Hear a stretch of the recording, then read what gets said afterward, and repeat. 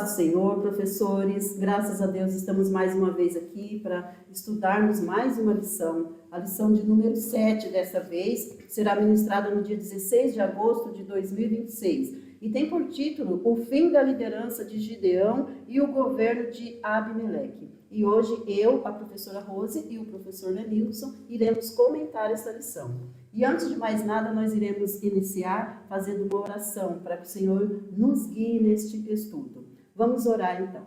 Senhor, nós somos gratos por essa oportunidade de estarmos na sua presença mais uma vez. Pedimos a tua graça nesse momento sobre as nossas vidas. Nos ajude, abre a nossa mente, abre o nosso coração, para que possamos entender a tua palavra. Nos dá graça, Senhor, diante desse assunto. Abençoa cada professor, abençoa também os alunos que irão serem abençoados através desse estudo. Pai, fica conosco, em nome de Jesus. Amém. Eu vou pedir para a Rose ler para nós, Rose, somente o texto principal e o resumo da lição. Ok. A paz do Senhor a todos. Texto principal diz assim: Então se ajuntaram todos os cidadãos de Siquém e toda Bet-Milo, e foram e levantaram a Abimeleque como rei, junto ao carvalho alto que está perto de Siquém. Juízes capítulo 9, versículo 6. Resumo da lição. A liderança cristã deve ser exercida em constante vigilância, para que os líderes não sejam seduzidos pelo orgulho e pelo poder. Sim, amém. Eu vou pedir para você, Lenilson, ler para nós os objetivos. Amém. A paz do Senhor.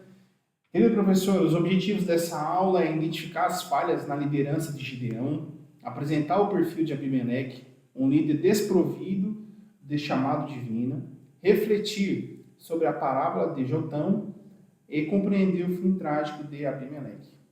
Amém. Bom, uma lição muito importante que traz ensinamentos muito importantes para os jovens, né? Não só para os jovens, como para todos nós. E aqui na nossa interação, eu quero ler um trecho que ele fala assim: hoje nós vamos estudar o final da liderança de Gideão, né? E essa questão do Abimeleque, a governança dele, né? E fala assim, olha, a história deste juiz, o comentarista está se referindo a Gideão, a história deste juiz ilustra o fato de que os heróis nas grandes batalhas nem sempre são vencedores na vida cotidiana. Gideão liderou Israel, mas não conseguiu governar sua família. Não importa quem você seja, a negligência moral causará problemas. O fato de ter ganho uma batalha não significa que você automaticamente já venceu a próxima. Precisamos estar sempre vigilantes. Algumas vezes, os maiores ataques de Satanás acontecem após uma grande vitória. E isso aqui é algo que nos chama bastante atenção, porque é uma grande verdade. Porque muitas vezes, após uma batalha, a tendência é a pessoa relaxar. Ou numa guerra ali, o exército que venceu se relaxar, ficar mais tranquilo, mais sossegado. E aí podem ser surpreendidos pelo exército inimigo. No caso do crente, nós vamos batalhar muitas vezes, teremos muitas lutas, muitas batalhas. E a cada batalha vencida, a gente não pode abaixar a guarda, não é? A gente tem que se manter, como o comentarista coloca aqui,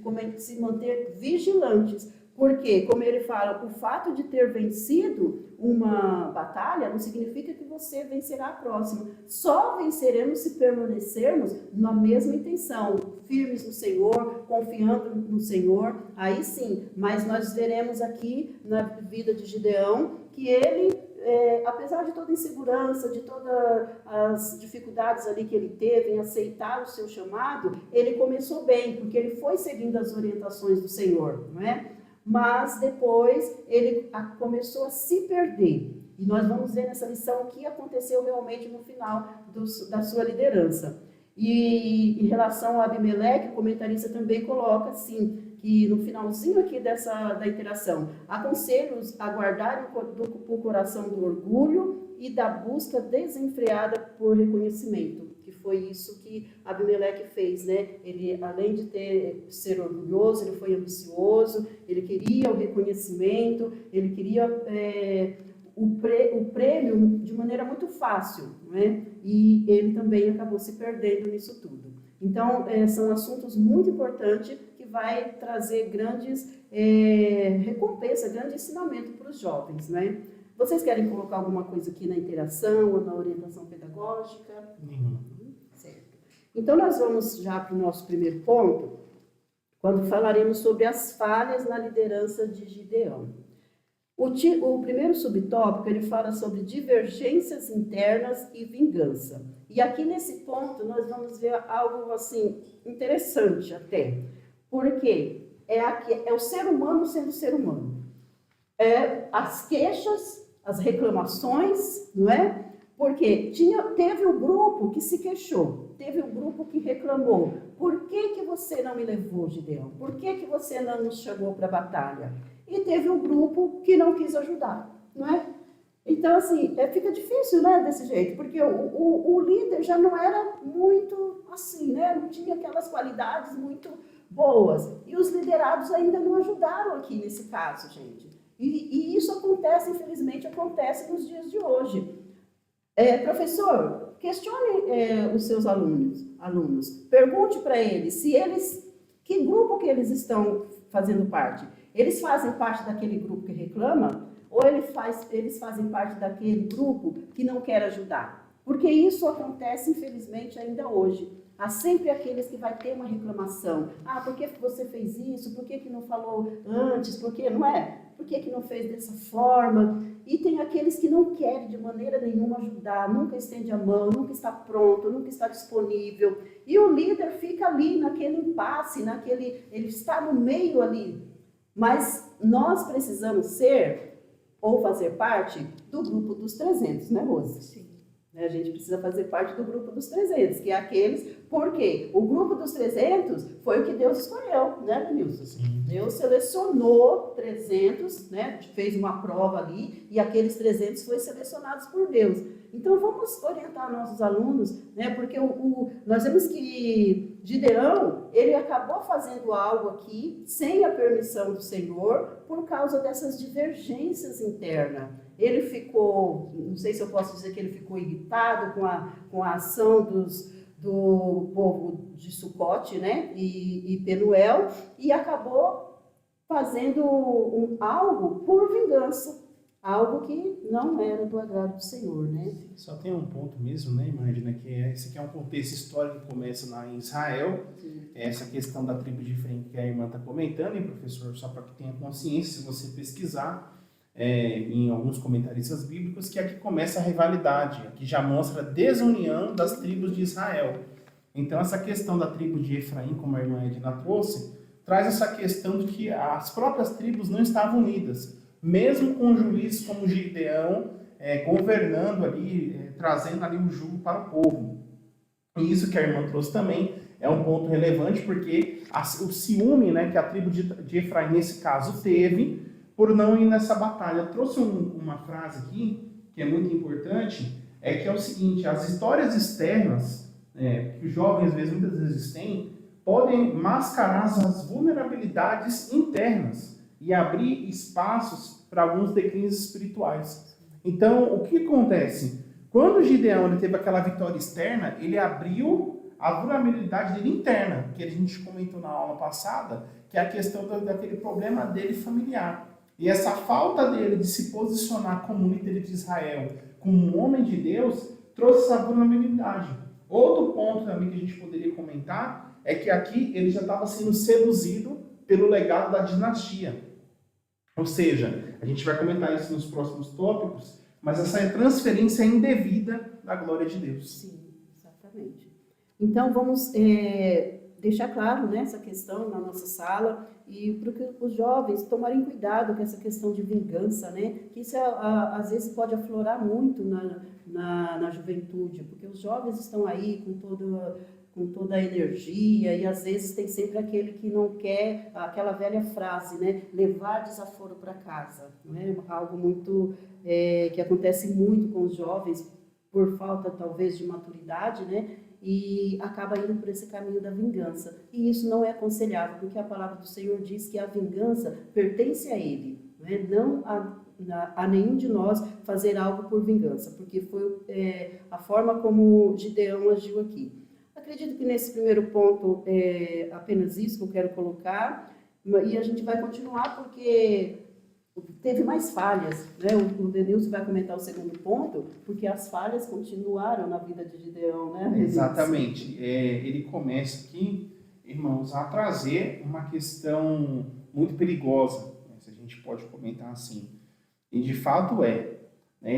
Ele nasceu como um grande libertador de Israel, ele nasce ali para tirar o povo do jugo que nós comentamos na aula passada, dos filisteus, e de tudo aquilo, e também dos midianitas, tudo que tinha acontecido, né, naquela região, Israel sofrendo. E aí ele faz o quê? O primeiro ponto que a gente poderia falar aqui para o jovem é que a gente está cheio de jovens dentro da igreja, e principalmente fora da igreja, cheio de atitudes, mas com as motivações erradas. Esse é o primeiro ponto de aplicação que você pode trazer nesse tópico em sala de aula. A motivação errada fez com que ele fizesse essa éfode, né? Esse símbolo de vestimento sagrado que só o sumo sacerdote poderia usar. Por que ele tinha essa motivação errada? Porque ele começou a ter essa sedução pela essa dinastia de poder. Ele recusou a proposta que o povo trouxe para ele, de ele governar, e ele disse que o Senhor governaria. Então, tem gente que, aquilo que Jesus, né, disse, e também aquilo que a palavra de Deus fala lá no livro de Êxodo, quando Deus falou no Monte Sinai para o povo de Moisés, falou assim, quem dera que eles me honrassem com os seus corações, da forma que ele me honra com esses lábios, com essas palavras, né? E aqui era a mesma coisa que Gideão estava fazendo. Os seus lábios falavam que deveria honrar o Senhor, mas a sua atitude não foi essa. Então, o que a gente descobre aqui? Que ele não queria, na verdade, ele falava assim, não, eu não quero a glória para mim. Mas, na verdade, a motivação dele, sim, ele queria a glória para si. Porque a partir do momento que ele pede para o povo separar ali o material necessário para construir uma éfode, aquilo se virou tropeço para Israel. A Bíblia vai dizer que aquilo o povo começou a se prostituir. E foi tropeço para todo Israel essa éfode que ele quis fazer. E essa éfode, muitas das vezes, o que ela representa? Meninas aqui, e as irmãs aqui, irmã Rose, irmã Edna, e você, professor e professor, representa uma espiritualidade simbólica. Muitas das vezes nós observamos e vemos que não adianta o jovem cristão achar de aparência, viver de aparência. Ter experiências emocionais não quer dizer que você está apto para ser cristão. Digamos que você já está apto para dirigir, aconselhar dentro da igreja, ou simplesmente já estou bem, já estou salvo. Nada disso. O processo de santificação, ele é um processo que acontece todos os dias. O processo do jovem cristão de matar a sua carne e renunciar o seu eu e viver para Cristo, ele é todos os dias. Nós vemos aqui que Gideão teve muitas mulheres e concubinas. Lá em Juízes, no capítulo 8, versículo 30 e 31, comentarista atrás, veja o que aconteceu da consequência dele não ter respeitado alguns princípios. Eu queria reforçar isso aqui nessa aula de hoje, para que você passe isso para o jovem, que muitas das vezes ele está com a motivação errada, irmão. Ou irmã. Muitas das vezes você, líder aí que está na congregação, que também é professor, ele está com a motivação errada. Ele fala que está fazendo algo, mas na verdade a atitude dele não comprova isso. A atitude dele comprova que ele está, na verdade, sendo um tropeço para ele mesmo e para outros jovens. Veja que aqui tem um ponto muito interessante. Quando nós vemos uma conversão genuína, irmãs, nós vemos isso, a gente vê a diferença na vida do jovem. Amém? Nesse caso, quando nós observamos a vida de Gideão, mesmo que ele não teve um padrão de lar, ele não teve nada disso que acontece na casa dele, ele não conseguiu tirar as velhas práticas da casa que ele vivia. E aqui está um ponto interessante para você aplicar. Será que os nossos jovens, será que o seu jovem na sua escola dominical, esse que você conversa, que você tem contato, e o que você também não tem, será que realmente ele tirou aquilo que precisava tirar do coração dele? Será que de fato aquilo que está enraizado no coração dele não é uma questão, simplesmente uma espiritualidade simbólica? Não confunda um glória a Deus e um choro e está simplesmente que ele já está liberto. Isso não quer dizer nada. O Espírito Santo, para poder trabalhar na vida do jovem e das nossas vidas, mas principalmente do jovem, nós como jovens é aqui através da onde? Do jejum, da santificação, da leitura da palavra, fazendo a leitura da palavra, da oração. Então são vários passos aqui para que esse jovem não tenha uma espiritualidade simbólica. Porque Gideão, ele mostrou que o começo dele foi fenomenal. O começo dele, irmãs, olha, nós vamos pegar e vamos destruir os midianitas. Chegou agora, a hora que ele precisa liderar, na hora que ele precisa mostrar, realmente, eu sou um líder cristão que vou fazer a diferença em Israel, ele não está fazendo. Ele está mostrando para outros jovens e para os filhos dele, que eram jovens. Nós vamos falar aqui que Abimeleque, a gente vai comentar isso nessa lição, mas o que a gente está mostrando aqui? Que foi mais de 70 filhos que ele teve. Olha o exemplo que ele deixou. Ele está deixando um exemplo aqui de uma espiritualidade simbólica. E essa éfode virou o quê? Esse símbolo de idolatria. Então, um ponto que eu queria trazer, não sei se vocês têm algo mais a comentar nesse tópico, é que nós devemos ter esse cuidado. Reforçar isso na sala de aula. Professor, aqui é um ponto na sua sala de aula que você pode explorar sobre como está a espiritualidade do seu jovem na sua congregação. Como é que está? Eu quero que você, como professor, quando você assistir essa aula, que você sinta, que você reflita em sala de aula. Porque muitas das vezes nós estamos fazendo uma confusão. Nós estamos vendo uma coisa, achamos que já está liberto, já está salvo, e muitas das vezes ainda não está. Ainda precisa que o nosso Senhor Jesus entre, faça morada e realmente transforme para experiências espirituais verdadeiras e não simplesmente emocionais. Eu queria que vocês tivessem algum ponto para comentar. Essa questão que você falou essa diferença entre lágrimas e sentir a presença de Deus, né? Isso é muito importante a gente focar nisso, né? Porque às vezes, acho que a gente até falou um pouquinho sobre isso no trimestre passado, acho que na última lição sobre o discernimento. Muitas vezes a pessoa chorar na igreja não significa que ela está sentindo a presença de Deus. Muitas vezes é uma emoção, não é? E a gente tem que tomar muito cuidado com isso. Existem muitas pessoas que estão ali, estão chorando e aparentemente, como você colocou, alguém pode olhar e dizer é a presença do Senhor. Mas às vezes não é apenas uma emoção. Com certeza. Irmã Edna, se a gente for lembrar aqui, Rose, também, lembra quando Pedro encontrou Jesus lá no mar de Tiberíades? A Bíblia fala que o discípulo que amava ele falou bem assim, é o Senhor. Quando um jovem realmente está apaixonado por Jesus, a atitude dele é diferente. Porque como Pedro não se importou se ele estava nu, ele só se cingiu e correu, nadou até o mar. Nadou, foi até o outro lado para encontrar o mestre.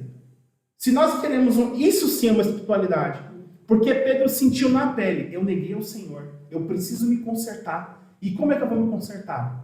Perto dele. Mas a maioria das vezes, sabe o que os nossos jovens estão fazendo? Eles estão construindo éfodes de si. Aí, sabe como eles constroem as éfodes de si? Eles vão buscar ajuda no chat GPT, eles vão procurar ajuda aonde não deve procurar, vai procurar com pessoas que não deve procurar. E a Bíblia fala que onde a verdadeira multidão de conselhos, os projetos prosperam. Salomão fala isso em Provérbios. E a Bíblia também deixa muito bem clara que para a gente não se assentar na roda dos escarnecedores. Aqui eu deixo muito bem claro, não é excluir ninguém, é você saber, muitas das vezes, você vai ter que saber entrar e sair de um lugar. E tem vezes sim, quando eu falo não é excluir, mas você vai ter que evitar certos ambientes, certos lugares que não fazem condizente com o que o cristão é e nem que o jovem é. Porque muitas das vezes lá está a éfode dele, só está guardada. Ele só não pediu para ninguém construir, ele só não pediu nada, mas está reservado o canto dele de uma adoração que não é a do Senhor. Ele está adorando a outra coisa. A Bíblia fala que Jesus procura verdadeiros adoradores que adorem o Pai em espírito e em verdade. Irmãos, isso aqui está uma coisa muito séria. Porque Gideão, pelas palavras dele, nos dias de hoje, ele seria talvez o crente do momento. Mas a primeira atitude que ele tem foi de não ser um crente de verdade. Foi criar para si um objeto de adoração. E tem um perigo também, né, Nilson? Porque ele era um líder, a intenção dele não era causar essa confusão, mas causou a confusão. Tem a questão também de não... a gente não pode... A gente precisa falar com o jovem. Tem coisas que parecem sagradas, mas são profanas. Exato. Não transformar o sagrado em profano. O éfode, ele era um objeto sagrado que ele era de dentro do tabernáculo, era só o sumo sacerdote, não era nem o sacerdote quem usava. Era algo que trazia as pedras do juízo, era algo extremamente importante. Era a santidade, né, Rose? É isso que era. Sim, a pureza de Deus. E banalizou aquilo, né? Exato. Com intenção de fazer aquilo? Não. Mas ele errou. E o erro dele causou uma confusão muito grande, né? Exatamente. Então, o jovem precisa tomar cuidado com o instrumento da casa de Deus. Exato.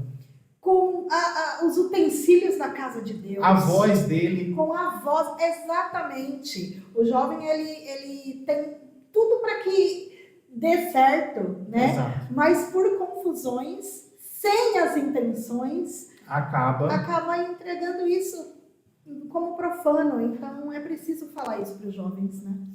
E quando eu falo aqui dessa questão dos escarnecedores, eu sei que muitas das vezes, né, é um texto que o jovem fica confuso, né?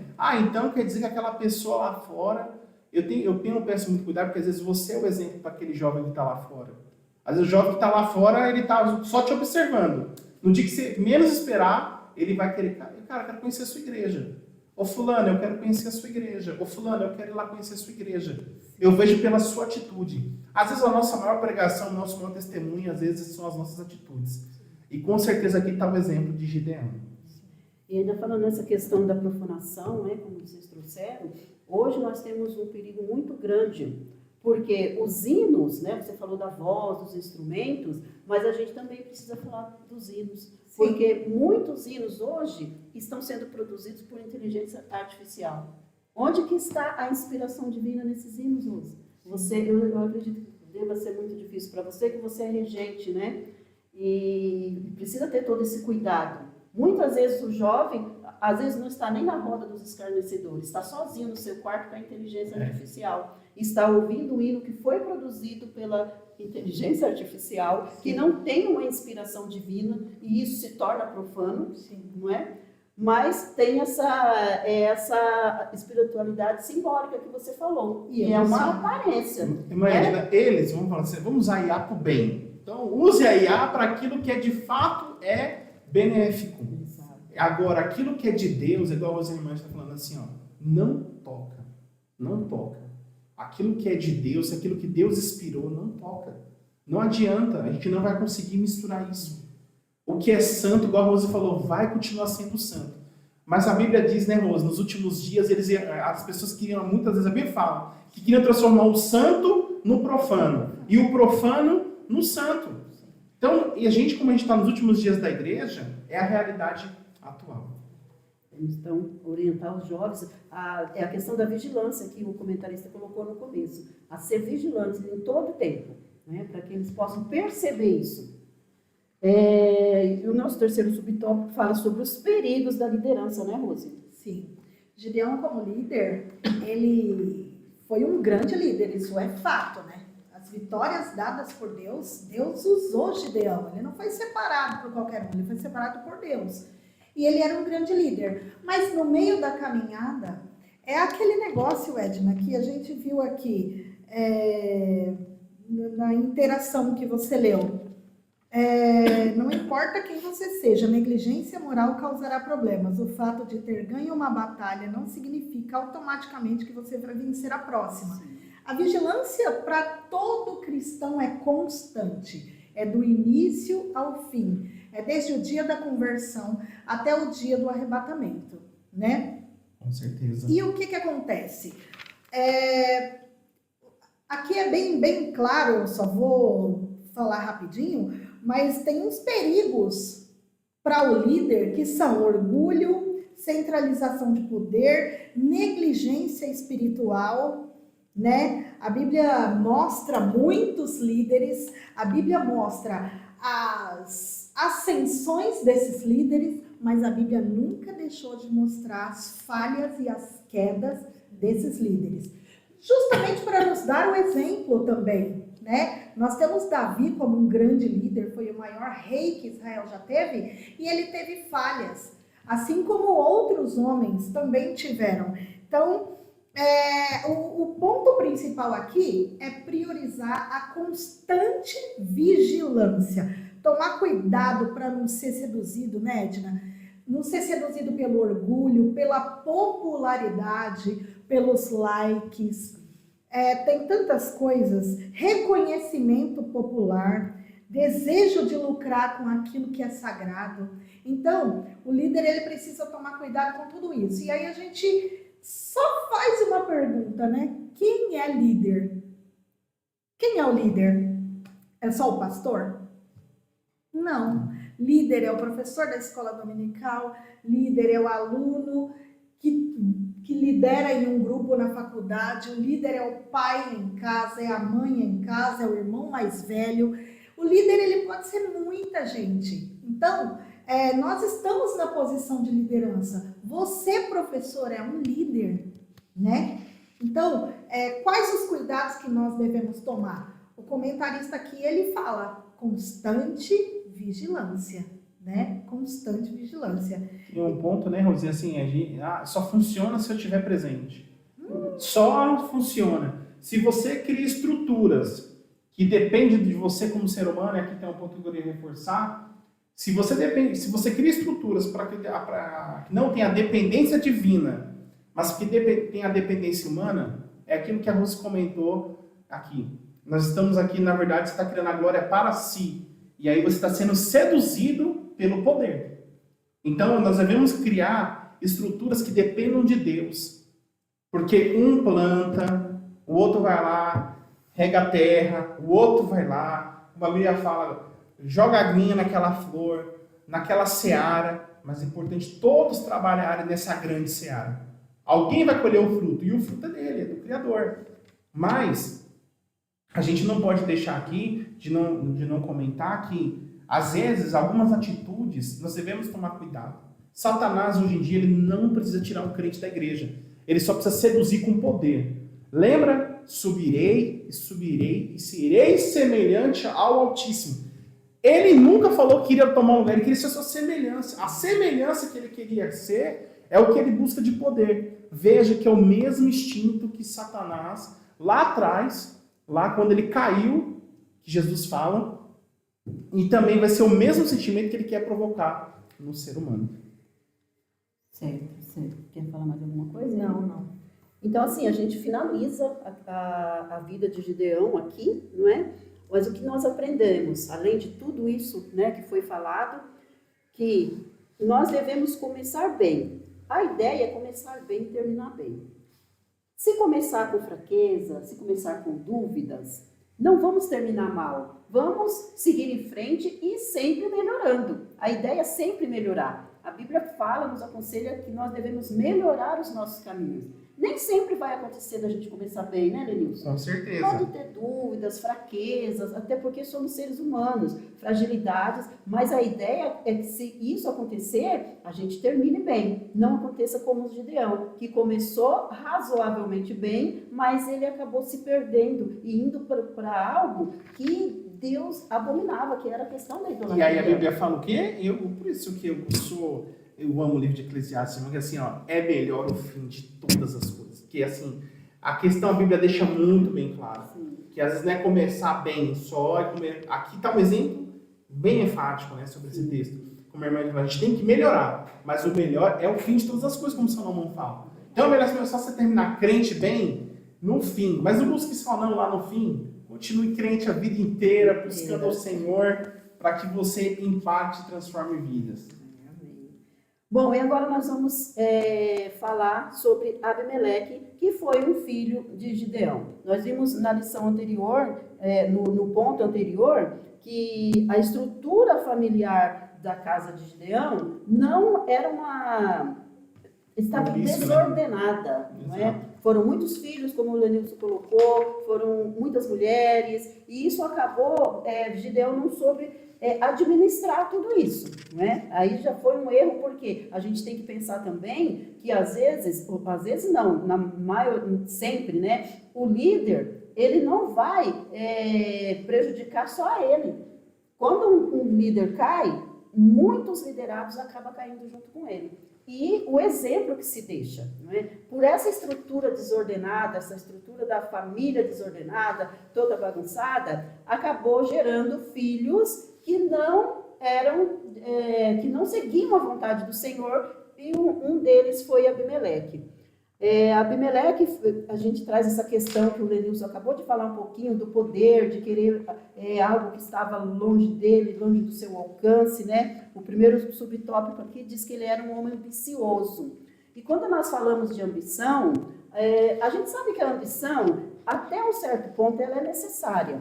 Até mesmo na vida dos jovens, né? Os jovens estão aí caminhando para formar uma família, para ingressar em uma empresa. Então, é bom sim ter um pouco de ambição, mas uma ambição sadia, né? Vamos dizer assim, uma ambição que não vai derrubar ninguém, que foi o contrário do que Abimeleque fez. Ele era um homem ambicioso, mas ele tinha instinto maligno dentro dele. E isso acabou fazendo com que ele fizesse coisas terríveis, como matar os seus irmãos. Exato. Olha o que a ambição, o poder, a vontade de alcançar o poder fez com esse homem. Então precisa tomar muito cuidado. O jovem precisa precisa e deve almejar grandes coisas, entrar numa boa empresa, fazer uma, duas, o que ele conseguir fazer, faculdade. A Bíblia mesmo diz que tudo que vier à nossa mão para fazer, nós devemos fazer. Né? Então o jovem precisa disso, ambicionar, querer uma família, não é? Mas ele precisa fazer isso de forma que agrade ao Senhor, sempre na dependência do Senhor, não fazer isso tentando derrubar uma ou mais pessoas. E esse foi o erro de Abimeleque, porque ele, para conseguir esse poder, ele queria muito estar, ele usurpou ali aquele lugar, não é? Porque ele não foi chamado por Deus. Deus não escolheu ele como Deus escolheu outros juízes. Ele mesmo, né, se impôs ali para ser o líder de Israel. Por quê? Por causa dessa grande ambição que ele tinha. Ele queria ser o rei. Tanto que o nome dele, né, a gente até lembra um pouquinho o que o Lenilson falou aqui, que o Gideão, embora ele falasse que não queria ser rei, mas já tinha algo no coração dele. Exato. Né? Porque o nome que ele dá para o filho, Abimeleque, significa meu pai é rei. Então a gente já volta lá em Gideão. Olha o pensamento dele quando teve Abimeleque. Né? Então, o Abimeleque seguiu essa linha. Assim como o pai, né, pode ter pensado, meu pai queria ser rei, então eu também serei. E ele se impôs ali. Mas olha aqui como o comentarista coloca aqui a diferença. Abimeleque não foi levantado pelo Senhor, nem buscava o bem do povo. Ele alcançou o poder? Sim, mas não tinha graça. Isso aqui, gente, é uma coisa muito difícil, porque existem muitos líderes com muito poder nas mãos, mas totalmente sem a graça de Deus. Não é? Isso acontece muito ainda hoje. Não é? Porque ele não foi Deus que escolheu, não foi Deus que colocou ali. Quando o Deus coloca alguém, Deus chama alguém, ele pode não ter até muito poder, mas Deus vai dar esse poder, Deus vai abençoá-lo com a sua graça e ele vai conseguir fazer aquilo que Deus quer que ele faça. Mas no caso de Abimeleque, foi o contrário, ele não tinha graça. Ele era movido apenas por ambição e sede de poder. Então ele queria o topo, ele queria as glórias, ele queria a riqueza que o cargo dava para ele, mas ele não pensava no povo, porque esse ambicionismo dele, né, levou ele para a ganância. E a pessoa gananciosa, ela só pensa nela mesma, ela não pensa no outro. Ela não pensa em proporcionar o bem para o outro. Então, quando a pessoa tem aquela ambição, eu desejo fazer, sei lá, uma faculdade de medicina, porque eu quero cuidar das pessoas, eu quero ser um bom médico, uma boa médica, né? Nossos jovens estão ali, né, fazendo faculdade, então é bom ali ter esse tipo de ambição, mas jamais ter esse pensamento passando em cima de alguém, né? Hoje, muito nos lugares, setores corporativos, existe muito isso, né? Você vai concorrer a um cargo, mas para concorrer, ganhar esse cargo, muitas vezes precisa fazer algumas coisas que não estão de acordo com os princípios bíblicos, não é? Então, o jovem precisa tomar cuidado com isso. Então, aqui nesse primeiro ponto é isso. E agora, no segundo ponto, vamos falar sobre um homem manipulador. E o Lenilson vai comentar aí no segundo subtópico. Exato. Aí ele vai falar, o nosso comentarista traz, irmãos, um homem manipulador. E aí ele faz subtópicos, né? O primeiro ponto A vai ser um discurso conveniente. O ponto B, o apoio financeiro da falsa religião. E o ponto C, recrutamento de desordeiros. Aqui, ele cria estratégias, né, para que comece a depender dele. Claro que aqui ele está utilizando 3 estratégias muito modernas, irmãs. Que é, primeiro, o apelo à identidade. Então, no discurso que ele faz, ele fala que os valores, ele era de família, da família de Gideão. Então, ele quer reforçar a sua identidade, quem ele é. Então, é o primeiro ponto, quando o líder quer muito forçar uma situação desnecessária. E aqui a primeira coisa que a gente observa é que ele queria se autopromover. Então, quando nós vemos, hoje em dia, nós observamos muito, né? Às vezes, essa autopromoção ela é desnecessária.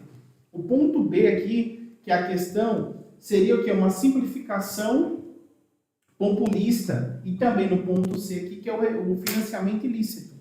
Então, o que ele está fazendo? Ele está usando a estratégia populista para trazer o povo para o lado dele. E ele começa a se financiar diretamente, seria, como o comentarista trouxe aqui, a primeira campanha eleitoral, ele usa o dinheiro financiado dos tempos de Baal para conquistar essa campanha. Então, ele acaba fazendo o quê? Usando o mal para sustentar do mal, como o comentarista traz. E ele traz aqui esses homens ociosos, esses homens que não têm valor nenhum, para lutar com ele ao seu lado, para vencer e governar Israel. Aqui está um ponto interessante, porque quando nós vemos isso, nós observamos que Abimeleque não tinha, como a irmã, ele não tinha nenhuma capacidade, não tinha nenhuma graça divina para que liderasse Israel. Não tinha. Ele usou de artifícios humanos, estratégias humanas, para convencer o povo, para que fosse trazer para ele o povo e a glória para si, porque ele queria ser líder de Israel. A pergunta que fica é, você acha que é fácil? Que se fosse fácil, tem gente que acha que é fácil ser líder, tem gente que acha que é fácil liderar uma igreja, liderar um departamento. As pessoas acham que isso é fácil. E não é fácil. A gente, na verdade, a gente paga um alto preço todos os dias. E a grande questão é, a gente não faz isso por autopromoção. Paulo fala sobre isso. Uns pregam por vanglória, outros pregam por fama, outros por dinheiro. Mas nós pregamos a Cristo. Então, o que de fato, tem uma pergunta aqui do nosso comentarista, no início da lição, acho que vale a pena trazer nesse tópico, que é o seguinte: quais as intenções de fazermos a obra de Deus? É para a glória dele, realmente? Ou pode haver, lá no fundo, intenções humanas com aparência de piedade? Pergunte para o seu jovem, ele está na igreja por quê? Por que ele está aqui? Por aparência? Ou porque de fato ele ama Cristo? Porque se ele não está aqui porque ele ama Cristo, ele precisa conhecer de verdade quem é Jesus Cristo de Nazaré. Ele precisa conhecer o Deus de Israel. Esse é o ponto que eu queria reforçar. E o último subtópico fala sobre um homem destruidor. O Rosê vai falar sobre isso. Edna, é muito claro que Abimeleque, ele planejou todas essas questões com relação à tomada, não tomada porque não tinha o rei, né? Ele se autopromoveu rei. E era muito claro isso. Lá em Juízes 9, 2, no final do versículo, fala assim: lembrai-vos também que sou osso vosso e carne vossa. Isso aqui ele está falando com o povo sobre os irmãos dele, os 70. Então ele fala assim: é melhor que 70 dominem sobre vocês ou um só domine sobre vocês? Então lembra que eu sou carne, eu sou osso de vocês. Eu sou líder. Eu sou Israel, né? Ele veio com um discurso todo politicamente, né, correto aí, mas que de correto não tinha nada. E ele mata todos os irmãos, os meio-irmãos, né? Ele mata. Só sobra um, e sobra porque esse é esperto. Ele corre, ele foge, ele se esconde. Porque senão também ia estar na reta aí, né? Qual é a função dele fazendo isso? Bom, ninguém pode ser líder. Eu tenho que eliminar todas as possibilidades que venham a crescer aí para tomar o meu reinado. E ele se intitula rei. Com muita crueldade, mata todo mundo, né? Isso foi premeditado? Foi, com certeza. Porque ele tem lá, claro que ele vai tentando convencer o povo de que os 70 são um grande problema, que só ele resta, só ele basta, né? É ele querendo tomar o lugar de Deus diante do povo, né? Então, esse sentimento maligno que não encontra lugar em nosso meio e nem em nossos corações. Exatamente. Com certeza ele já, antes do pai morrer, talvez ele já tinha esse sentimento de ambição. Sim, com certeza. Ele já fez tudo planejado. É igual a Rose trouxe nesse versículo, que assim, ele usa aquela questão: eu sou Israel.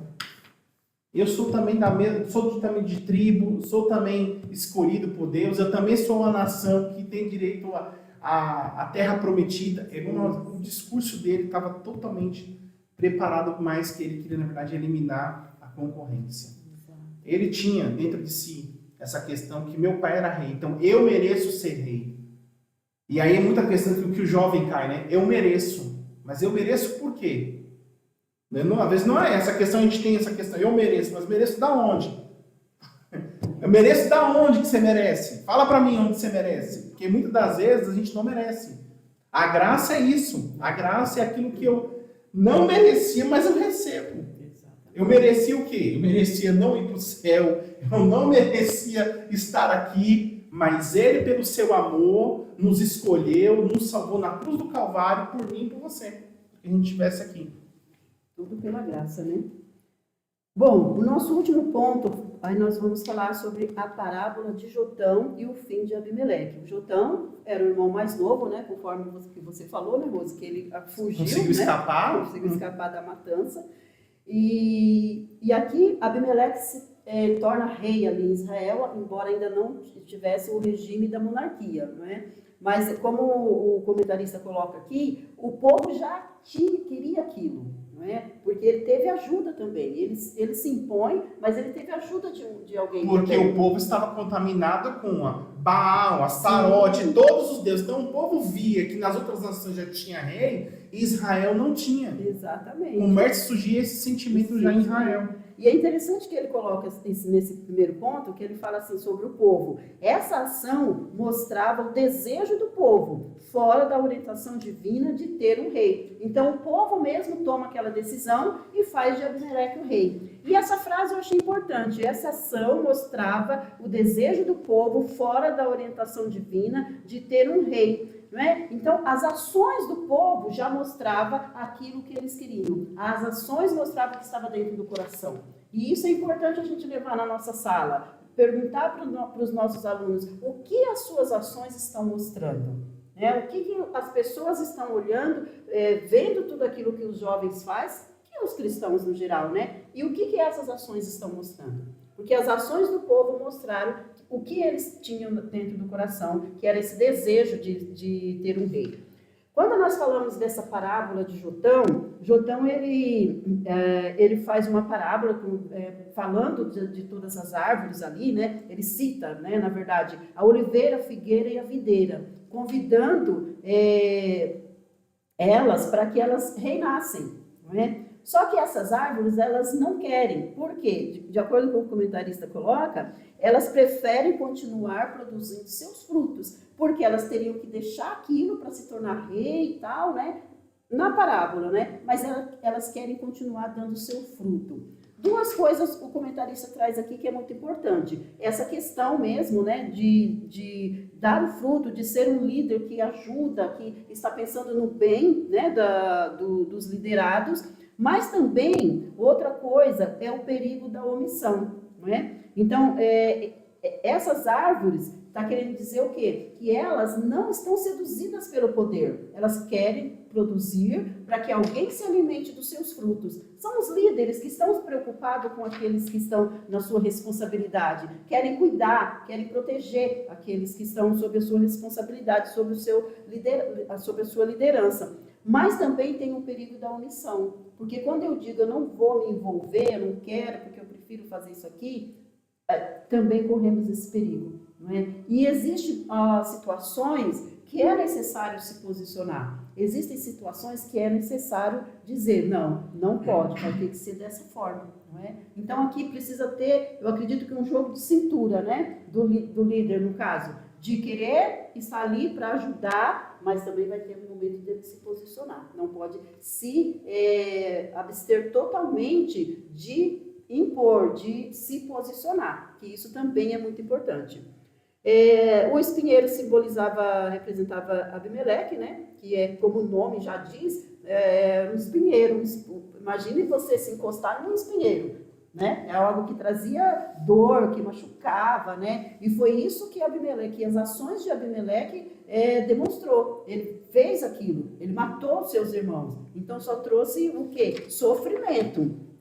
Aí no finalzinho do ponto ele fala, eis o perigo dos líderes espinheiros, que são mercenários da fé. Infelizmente nós vivemos num contexto onde existem muitos líderes espinheiros, né, que só estão preocupados com ele mesmo, né, em receber, não importa se a ovelha vai sofrer, não importa se o povo vai ter dor, vai ter dificuldade. O que importa é ele mesmo, é o seu poder, a sua glória. Então, infelizmente, estamos vivendo isso daí. Acho que é isso aqui nesse ponto, se vocês quiserem comentar alguma coisa, senão você já pode comentar o 2, Lenilson, os conflitos do reino. Não, vamos para o ponto 2, Rose, tudo bem? Tranquilo. Então, os conflitos do reino vai começar a trazer essa questão que, após 3 anos, o Senhor me enviou um espírito mau, que trouxe ali uma confusão, porque da mesma forma que ele trouxe ali a questão de conquistar o poder através do orgulho e do mal, Deus também fez a mesma coisa para que ele saísse. Não saiu em paz não, porque tudo que o homem colhe, ele acaba plantando. Então, gerou entre si ali, entre os líderes de Siquém, nós vamos encontrar isso em Juízes, no capítulo 9, no versículo 22. Eu vou ler rapidamente, mas que diz assim a palavra do Senhor. Havendo, pois, Abimeleque dominado 3 anos sobre Israel, enviou Deus um mau espírito entre Abimeleque e os homens de Siquém. E os homens de Siquém se houveram aleatoriamente contra Abimeleque, para que a violência feita aos 70 filhos de Jerubbaal viesse, e seu sangue caísse sobre Abimeleque, seu irmão, que os matara, e sobre os cidadãos de Siquém, ou seja, ele está colhendo a morte dos seus irmãos. Sim. Que ele tinha feito, né? Que fortaleceram as mãos dele para matar seus irmãos. Então todo mundo ficou contra ele agora. Então aquilo que ele usou de espada, né? Para poder fazer. Eu queria só trazer um ponto aqui que reforça do que a irmã Edna disse. E aí eu deixo já e a gente pode concluir aqui. Quando homens frutíferos recusam a responsabilidade, os espinheiros ocupam espaço. A partir do momento que nós deixamos de ter homens frutíferos no reino de Deus, mulheres frutíferas no reino de Deus, que nós deixamos de frutificar, os espinheiros ocupam espaço. Se nós, líderes, professores, evitamos assumir responsabilidades, os ambiciosos ocuparão esse espaço. Eles ocuparão. Porque eles não ficam com essa questão. Eles não importam. Esse é o ponto. Professor, você que vai ministrar essa aula juntamente comigo, com a Rose, com a irmã Edna, vamos assumir as responsabilidades. Eu acho que é um ponto aqui. É algo a se pensar, né? Muito seriamente, né? Por mim, se tiver algo mais. Muito bem colocado. Acho que é isso mesmo. Tem um escritor, né, que ele fala que o maior medo dele é o silêncio dos justos. Né? Verdade. Bom, nós já estamos chegando ao final da nossa aula. Vamos ver, então, o fim de Abimeleque, né? O trágico fim de Abimeleque, Rose. É rápido, né? O fim dele ele se prontifica em tomar uma torre. A cidade já está, como o próprio Lenilson disse, revoltada com a situação, Sim. com ele, e também tem o juízo divino envolvido, né, nessa situação. Quando ele vai tomar a torre, uma mulher joga uma pedra e ela fere a cabeça dele, muito seriamente, mas não mata ele ainda. E ele fica muito mal, sabe que não vai sobreviver, e aí ele fala: eu não quero morrer pelas mãos de uma mulher. Ele ainda é machista, né? Exato. Muito, muito ruim isso aqui. Ele vai com o crânio fraturado, ele pede para que os seus... Aqui fala sobre os homens de Siquém, né? Exato. Matem ele porque ele não quer... O orgulho dele era tão grande, né, Rose? O orgulho dele. Mas Deus fez ele derrubar ele pelo próprio orgulho. Já que você era tão contra, eu vou mandar uma mulher. Aí Deus usa novamente a mulher aqui. Veja como Deus... E aí você tem que reforçar isso em sala de aula. As meninas, porque nós somos as coitadas de Jesus. Nós somos as desprezíveis. Deus usou uma mulher novamente em Israel para mostrar que ele é Deus e que Deus é na vida da mulher, sim. Usou uma mulher que a gente nem sabe o nome. Olha, a gente não sabe o nome dessa mulher. A Bíblia não revela o nome dela. Mas Deus usou. Porque às vezes Deus usa mulheres desconhecidas para impactar o reino de Deus. E a parábola se concretiza, né? Com a morte de Abimeleque. Uma mulher corajosa, né? Corajosa, teve sabedoria ali para, né? Exato. Usar daquela forma.